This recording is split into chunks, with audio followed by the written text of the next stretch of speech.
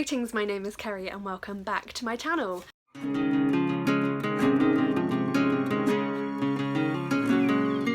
Today I have for you my 2019 review video. So I think when I filmed my 2018 review I included my favourite books of the year in that video. I'm actually going to do that in a separate video this time mainly because I haven't decided what my favourite books of the year were yet.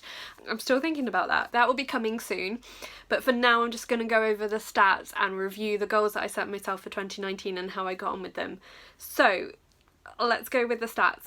The total number of books I read in 2019 was 101 books, which was one more than I read the previous year, which is always what I actually aim for. So I'd set my Goodreads goal at 52 because I've decided that's going to be my standard now every year. But I think in my head my actual goal will always be to try and read one more book than I read the previous year. I don't know how achievable that actually is going to be, and I mentioned in my 2020 goals video that actually this year I want to focus on reading slightly longer books, so I'm aiming just for 52 again this year, but if I can get over 100 each year then that helps me get through my TBR a little bit. The number of pages I read was 33,184, which I think was about 2,500 more pages than I read the previous year.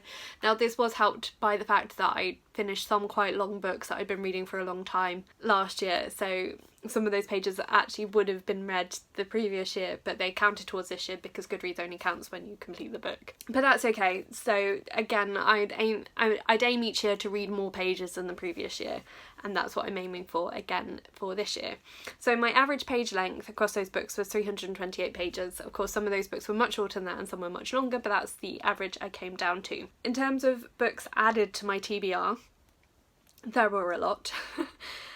In a year that I was planning to not buy any books, you may remember, I actually bought 87 books.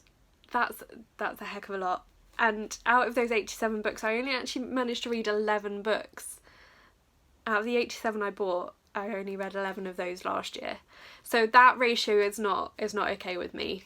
If I'm buying books, it's because I want to read them, so I actually need to be reading them, and that's one of the reasons why I'm trying to buy less books this year, so that I actually read the ones that I own and read the ones that I'm buying. I was also given 31 books, which is more than I would usually receive in a single year, but that was largely because of the Charles Dickens books that I was given for my birthday. And of the books I was given, I managed to read 3 in the year. Again, I'm not happy with that ratio. That is like a tenth of all the books I was given I managed to read in the year. So I'm trying to work on that as well, of reading the books that I'm given when I'm given them, rather than not reading them. And then I also borrowed 37 books, whether from the library or from family or friends, and I read 21 of the books that I borrowed. So that's a slightly better ratio, but again, I need to try and cut down the number of books I'm borrowing so that I read more of them and so that I read more of the books that I already own. Of the books that I read, 70 were from my owned TBR, whether that's ones that were already on there or some of the ones that were added to it in the last year. 28 were books that I'd borrowed, so some had been borrowed the previous year, I just hadn't got around to reading them yet, and 3 were rereads. So actually I like rereading books, but I'm kind of glad that I didn't reread too many because I was trying to focus on reading those ones that I'd already owned. And actually 70 books being ones that I'd owned is not too bad. Just I added 87. No, I added more than 87. I added 87 plus 31, however many that is. Right, I added over 100 books to my TBR and I only read 70 books from my TBR, which is why my TBR went in the wrong direction. So at the start of the year, my TBR had 539 books on it. At the end of the year, it had 566 on it. So some of that was the fact that I obtained more books than I read, but some of it was also the fact that you may be able to see just here, I've got Terry Pratchett books on my shelf. These were given to me by my brother a few years ago when he last went travelling because he didn't want them anymore. And they've been on my physical bookshelves, but I'd never added them to my Goodreads. And I found a few other books as well on my shelves during the year that hadn't actually been added to my Goodreads. So they should now, in theory, I think, I'm about 95% certain that all the books that I own that I haven't read are now on my Goodreads want to read shelf. Because I also unhauled a lot of books in the year, I haven't got a total for that because I unhauled some that I'd read and some that I haven't read. So that did go slightly in the wrong direction. What also happened was I set up Book Death Row on its own shelf on Goodreads this year. So when I set that shelf up, there were 20 books on that shelf. At the end of the year, there were 27. So that means my total TBR of both shelves is on 593, if my maths is any good. That's a lot. And you'll have already heard me talk about my goals for getting that down. I did a little review of all of my stats, sort of breaking down into categories and the challenges that I was trying to hit. I read 3 poetry books, which is pretty good, 6 anthologies, so for that I've included short story collections and those that are a mixture of things. So I read a couple of anthologies that were a mixture of like essays and poetry and short stories all in one. So I've sort of termed that anthologies, but I've kept that separate from poetry because it feels like a different genre. Blah, blah, blah. Anyway, how you define those things, I don't know.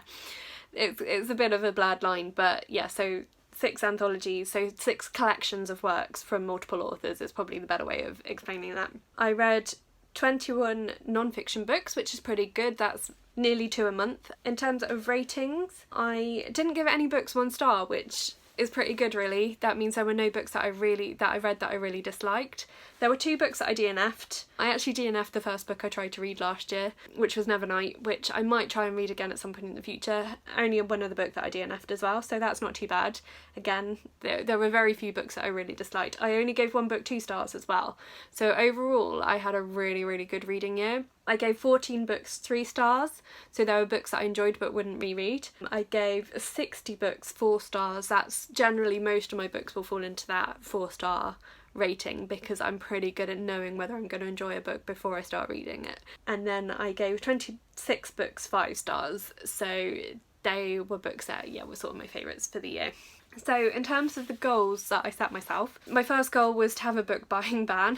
Yeah, that didn't happen. And my second goal was to get my TBR down, which again did not work, did not happen. So actually that did go up, but as I said, that was partly from making sure all the books I own are now on there, and also partly because I bought a lot of books. So Book Death Row, I had set the goal to read at least 1 book per month and to try the first chapter of the books and unhaul them if I realised I wasn't going to read them.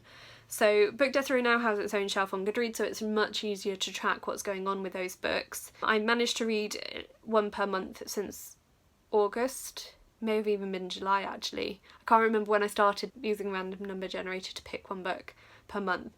But I have been sort of starting to get through those books a bit more, and actually last year I looked back through it and I unhauled quite a lot of them, so I read 7, all of which in the end I decided not to keep, and I unhauled 11 without reading them because I realised that I wasn't interested in reading them. So that's actually really positive for me that I was putting them on that list has forced me to make decisions about them. In terms of the oldest on my TBR, I think there were 32 books on that list, 33? Can't remember exactly off the top of my head. I read 10 of them, which isn't, again, I was aiming for 1 per month, so that's not too bad. And I actually unhauled 7 of them that I decided I didn't want to read. Again, I'm quite happy with that as a stat. Got that list down a little bit. I'll be doing a full update on that in a later video in a few weeks' time. And then for my read around the world, I was aiming for 1 per month, and I was aiming to increase the percentages across all continents. So I read 10, which was not quite 1 per month, but it's because I was not very systematic about reading them.